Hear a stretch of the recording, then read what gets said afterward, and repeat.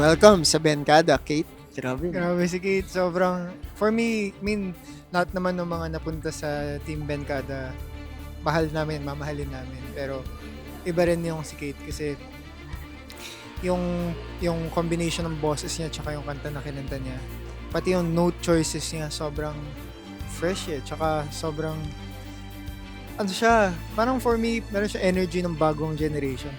Totoo. Kaya, sobrang, maliban sa journey niya dito sa The Voice Kids, like, sana magpatuloy si Kate as an artist talaga kasi feeling ko pwede siyang like Moira, pwede siyang parang si Julie, like, ng next generation. Like, imaginein mo like 5-10 years from now. So, Parang yung nagustuhan ko about it, sabi nga ni Coach Pau sa note choices, parang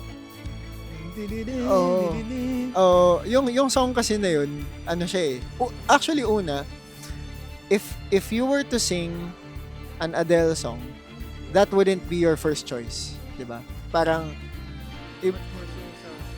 much more so for a singing competition.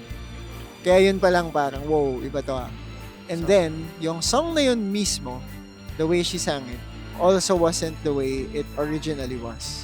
So, that also you can tell na may making siya of, she wants to do it her own way.